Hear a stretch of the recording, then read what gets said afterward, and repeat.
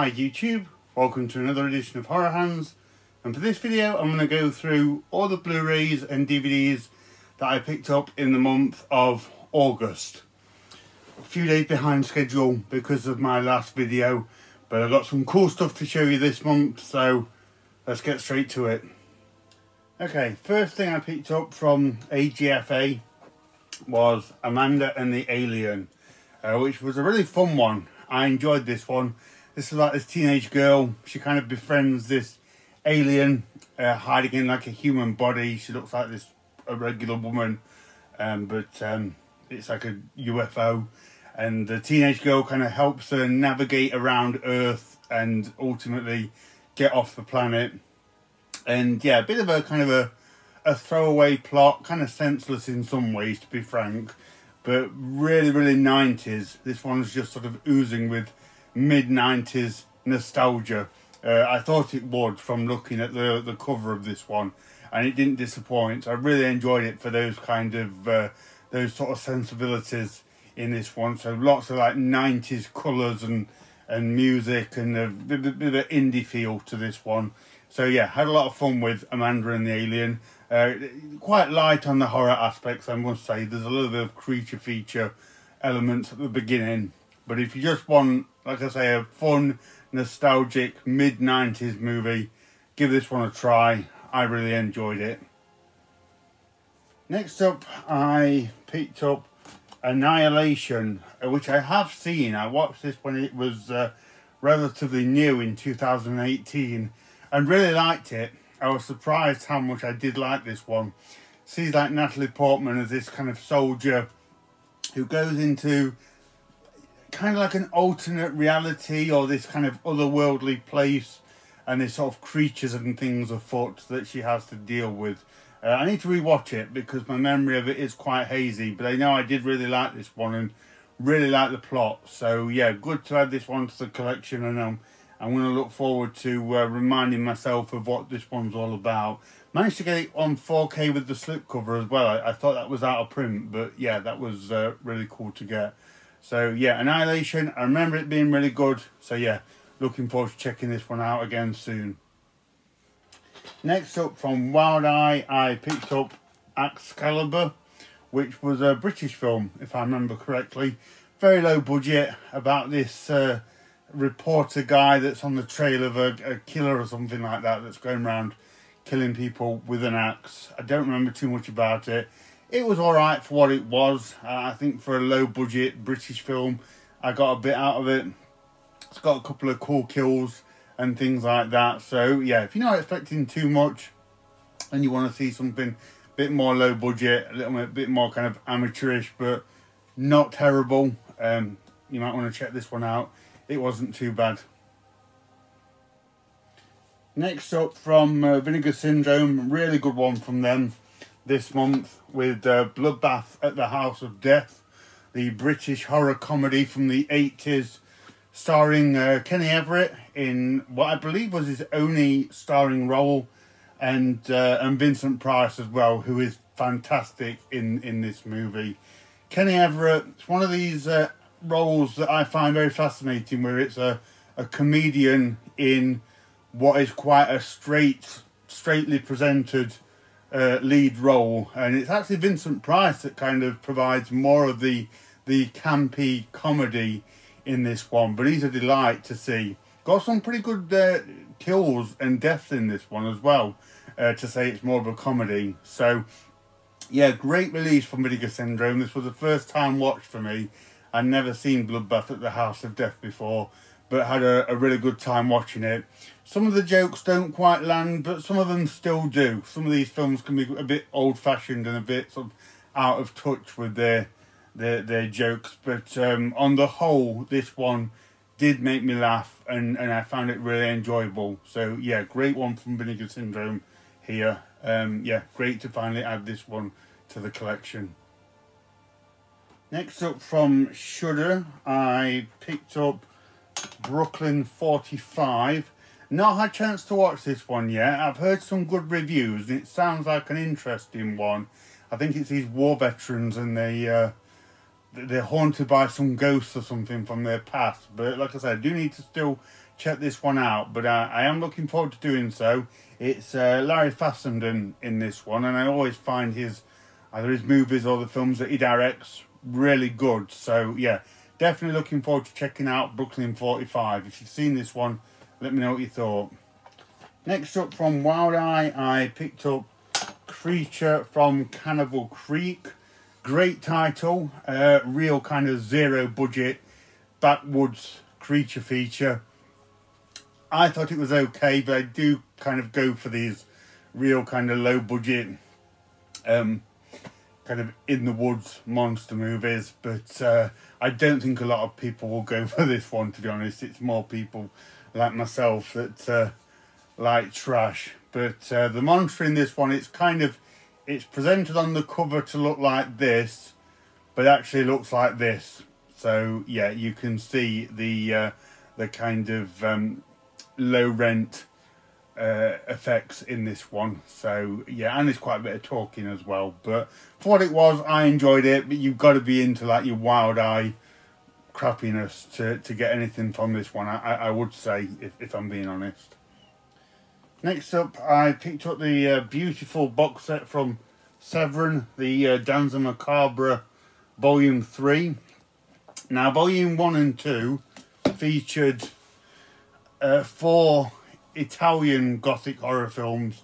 This one's 4 Spanish Gothic horror films. So you get Necrophagus, Cake of Blood, Cross of the Devil, and The Night of the Walking Dead, which sounds pretty awesome. So yeah, good to get this. I got this in the Severin sale, I think, or something that they were doing. So yeah, I do like getting all these box sets that these companies put out. So yeah, really nicely presented here, like all the other box sets.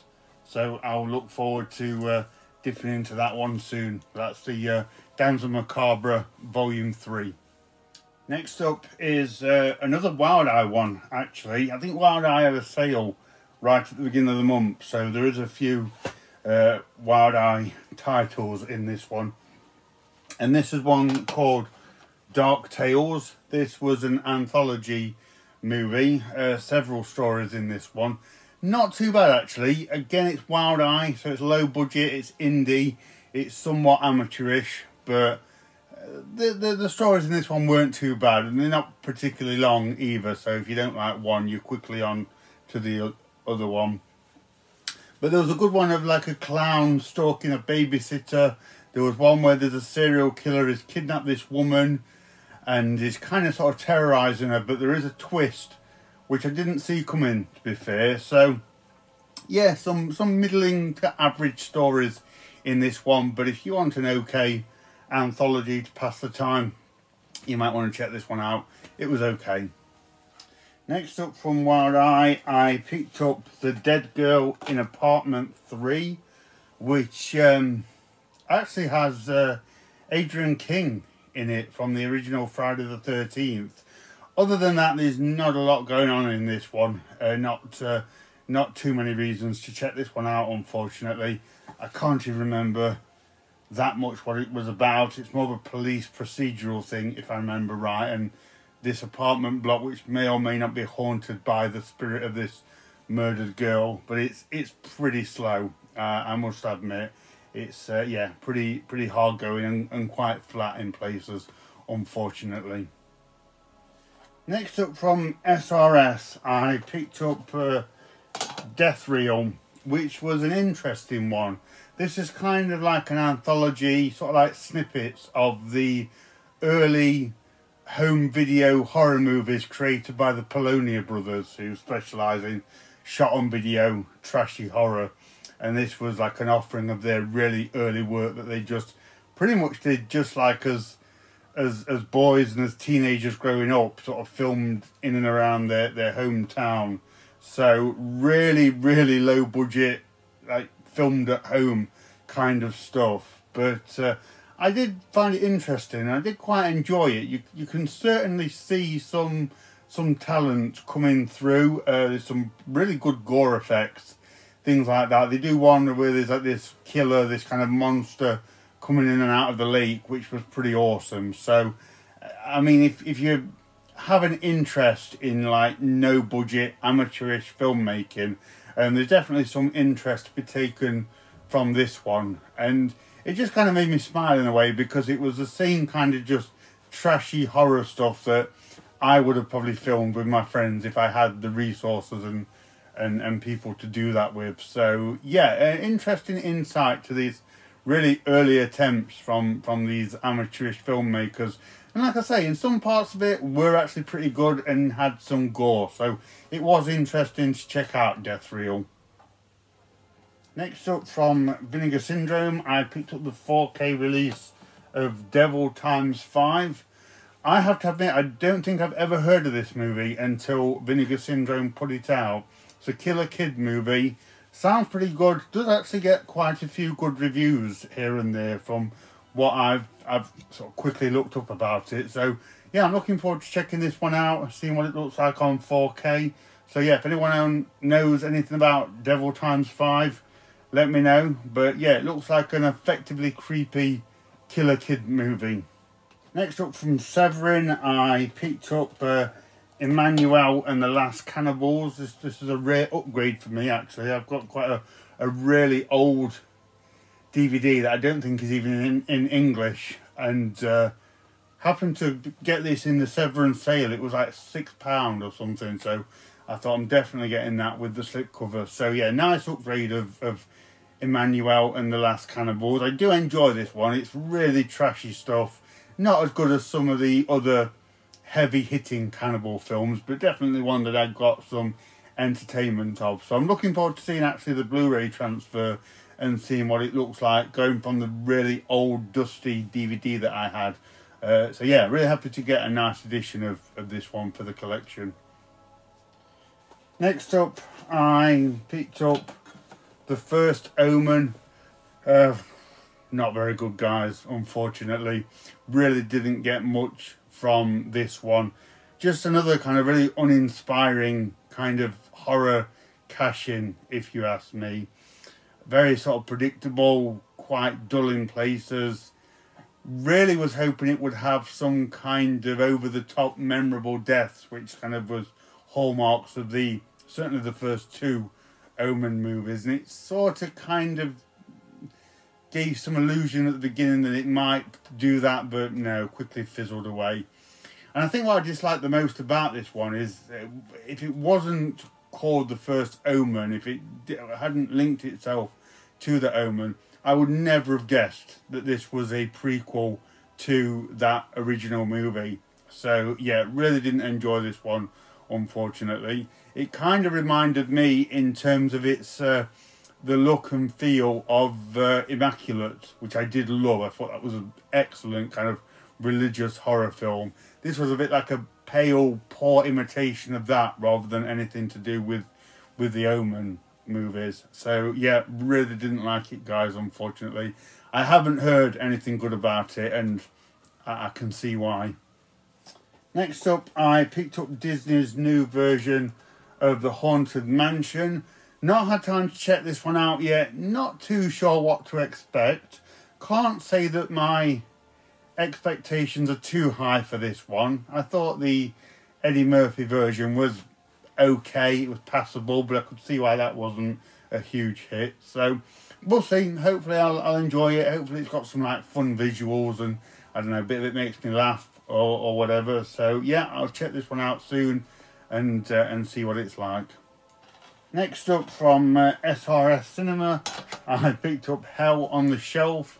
This is kind of a Christmas themed found footage movie. This kind of paranormal research team are doing something in this supposedly haunted house or something, and yeah, there's some spooky goings on. It's okay. You can tell it's really low budget, so there's not a whole lot of stuff happening in this one. A few sort of bumps and strange noises here and there, and I think there's like this little kind of elf creature that kind of pops up around the room and like appears in the middle of the floor when no one's touched it, that kind of thing. So it was alright. I think it was only like 70 minutes, so it's never going to be too taxing, but it is what it is. It's just like a real low budget found footage film with limited things happening. But I don't know, if you want a Christmas found footage movie, maybe give this one a shot in December.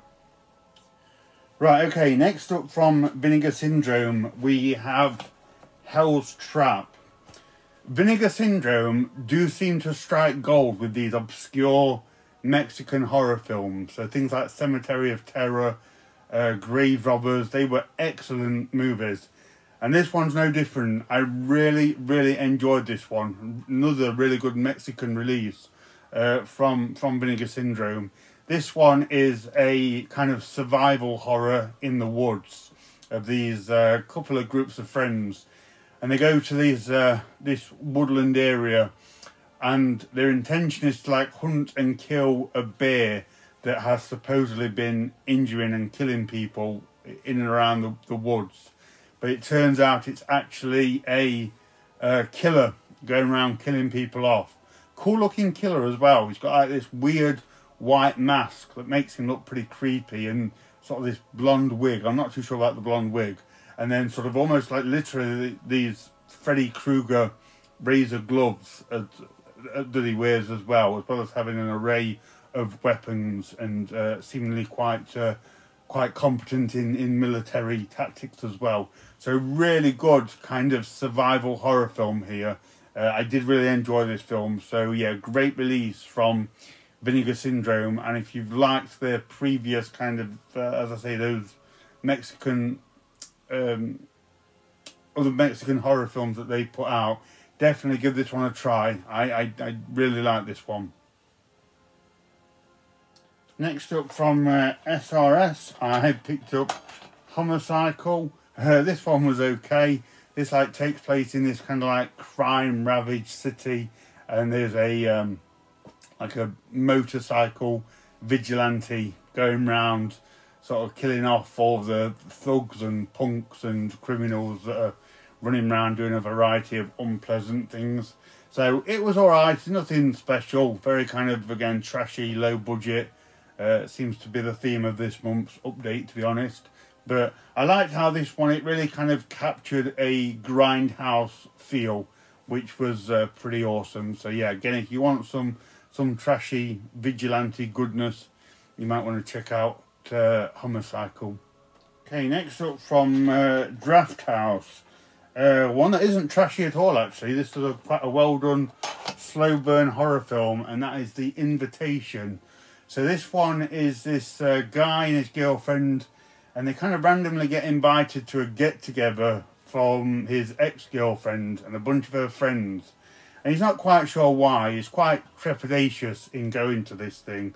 But he goes along anyway, and right from the start, you can tell something's off. Something's a bit weird. There's things about their past, kind of a tragic past that they share, which is sort of introduced to the story later on, that has a factor on some of the strange goings on. But I won't sort of give away what happens and where it leads to. But yeah, you just get a sense of uneasiness and that things are not quite what they seem. And this one's pretty good. Like I say, it's very slow burn horror. There's not too much that goes on in this one until kind of the very end. It's just things are sort of slowly revealed and alluded to along the way. But yeah, if you do want a pretty well made kind of taut, keep you guessing movie, then yeah, give this one a shot. It looks pretty good. It's well made and keeps the tension going all the way through. So yeah, I did think The Invitation was a good movie. Next up, I picked up The Jester. This was okay. I liked it. I wanted a bit more, but I did enjoy the film.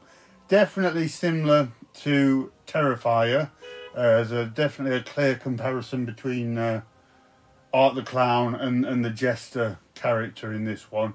Also has the same kind of sort of weird, abstract, kind of nightmarish world going on as well, where you're not quite sure who this Jester character is, where he comes from, sort of what his motives are, or anything like that. So a little bit kind of simple, I'd say, in what it does. It's kind of literally just this strange Jester creature going around messing with people, terrorizing them and killing them. But it was okay. Yeah, it was all right. Whether people will kind of go for this over like the gruesome carnage of Terrifier. I'm not too sure whether it will make its mark in any kind of similar way, but for what it was a decent watch. Next up, I picked up, this is like a compilation of a bunch of short movies from Jim Haggerty, who is like again another low budget B-movie director, and there's probably about 20 of his movies on this. They all range from like 2 minutes to 10 minutes or whatever, and yeah, they're okay. Some are pretty good, some are interesting, some not so good, but yeah, real kind of kooky little mixture here of different films that he's made over the years, and each one is introduced by him, and he gives a little bit of rhetoric about the making of each of these short movies. So that was pretty good. So yeah, again, it's interesting just to see someone else's like alternative low budget work, and some of it was okay. Some good, like, you know, gore and blood in some of them. So yeah, I wasn't particularly familiar with Jim Haggerty until getting these, so it was a nice introduction into him and his filmmaking. Next up, from Severin, I picked up a new release from them. This is The Mummy and the Curse of the Jackals. Never heard of this film until Severin put it out. This is a 60s one, I believe, 1969. Sounds crazy from what Severin say about it, so yeah, I'll check this one out soon and see what it's like. But yeah, this is definitely a new one for me. Definitely going to be a first watch, so yeah, we'll see. Next up, from Dark Star, I picked up The Nightcaller. This is a kind of a low-budget indie slasher film from a couple of years ago, released through Vinegar Syndrome's partner labels. Some of these are okay, some of them are quite good, so hopefully this one will have something in it that I like. But yeah, again, I'll check this one out soon and see what The Nightcaller's like. Next up, from Wild Eye, I picked up A Ouija Shark. Yeah, this one I even forgot that I watched it. I thought I was going to say I'll check this one out soon, but upon preparing for the video, I did remember I did watch this one. So forgettable stuff, I guess. This one is a bunch of these girls rent out a house or something with a pool, start messing with an Ouija board, and it brings about the spirit of a killer shark. Yeah, really bad stuff actually. As I talk about it more, it's coming back to me a little bit, but I thought it would be like a kind of a crazy, over-the-top CGI filled killer ghost shark movie, but it's not even that good. It's real, like, kind of student filmmaking level, and kind of bad in a way that even I thought this is pretty terrible. So yeah, I can't recommend A Ouija Shark, unfortunately. I so wish that I could, but no, it was pretty bad. Next up, from MVD, I picked up Reborn. This one was okay, not too bad. It's kind of Firestarter, to be honest, but instead of a girl with fire abilities, she's got the ability to like control electricity, and she's orphaned or something when she's born, and when she gets to being a teenager, she tracks down her real mum, played by Barbara Crampton. So yeah, she comes back into her life, but she's got this kind of terrible, terrifying electricity power thing going on as well. So not too bad. Really cool to see Barbara Crampton in a lead role, and Michael Paré, he's in this as well. He's pretty good. So yeah, if you kind of want sort of a poor man's version of Firestarter, where they just mix up a little bit, you might like this one. But yeah, it's got its moments, and yeah, it's not too bad. Next up, from Troma, I picked up Rockabilly Vampire, one that I've sort of seen knocking around over the years. Finally picked it up. I thought it was okay. I think most people will find this one terrible, but I enjoyed it for, again, like it's 90s nostalgia. Very similar to kind of Amanda and the Alien, which I've already covered. It just had this charming 90s feel about it. Mostly talking in it, to be honest with you. There's very little vampire action, very little horror elements. There's a bit of it at the end, cool scene of some vampires getting staked and that kind of thing. But it is pretty much a talk fest. So yeah, don't expect much from this one. I imagine most people won't like it. I just liked it for its 90s charm. Next up from SRS, I picked up The Shroud.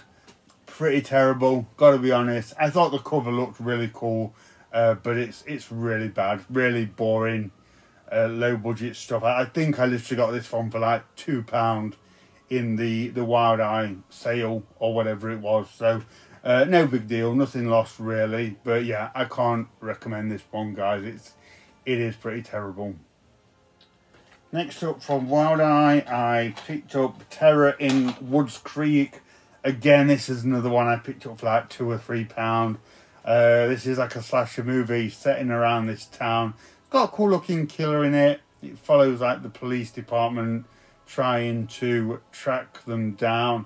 Not particularly interesting, I have to say. It didn't have a lot to keep me going. I think I found myself like browsing for other movies whilst this one was on, which is a really bad habit, but it just didn't hold my interest, unfortunately. So yeah, I don't tend to go for this many Wild Eye movies. It's just that so many of them were on sale for really cheap. So I tried my luck, and some of them were okay, but some of them were just entirely forgettable, unfortunately. Next up from Scream Factory, I picked up Twice Dead. Happy to get this one because this was like quite a limited release from Scream Factory. I think they put out 1,000 of this and managed to find it on eBay. And it's not too bad. It's a pretty fun kind of like haunted house movie from the 80s. This family move in there and there's some like spooky goings on. And they also have to contend with this local gang of punks or something as well. So yeah, not too bad. Probably paid a bit too much than what I would have done had it not been so limited, but good to get this one in the collection. It does have a few kind of cool 80s moments and a few kind of spooky moments and things like that. A couple of good deaths towards the end. But yeah, good to get Twice Dead into the collection because I don't see it around all that much. Next up from SRS, I picked up Zilla Foot, which is like, it's like a giant Bigfoot monster that comes and destroys the city. Bit of a strange one because it presents itself like one of these big budget Hollywood, like the Monsterverse thing that's currently going on with Godzilla and King Kong. But it's so low budget at the same time and just looks like a really crappy kind of sci-fi channel, daytime TV movie, that kind of thing. So if you're alright with those kind of cheap aesthetics, you might enjoy this for just the silly CGI monster movie that it is.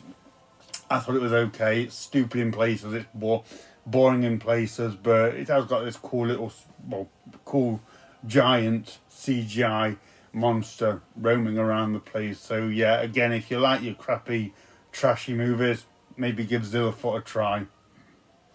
And last up for this month, again from Wild Eye, I picked up Zombie Exorcism. This one wasn't too bad. I believe this one was a German film, and they're in like a church. I think they're there for a funeral or something, and some zombie madness ensues. And a couple of brothers that are at the funeral, they kind of have to, they escape sort of underneath the church and are sort of fighting off these zombies. So not much of a storyline, pretty undemanding, probably why I liked it, and some good gore in this one to keep it going. So yeah, I did have quite an entertaining time watching Zombie Exorcism. It doesn't quite delve into some of the brutal, gory territory that some of these German films have, but they are quite rough, these German gore films, and there's certainly elements of that in this one amongst like the zombie craziness that's going on around it. So yeah, quite a serious and sombre feel, but it does have the blood and guts to boost it up in that sense. So yeah, Zombie Exorcism actually wasn't the terrible movie that I thought it might be. So that's everything that I got this month, guys. As always, feel free to let me know what you think of any of the movies, any that you liked, any that you didn't like. Let me know. So thank you very much for watching, and stay tuned for more videos.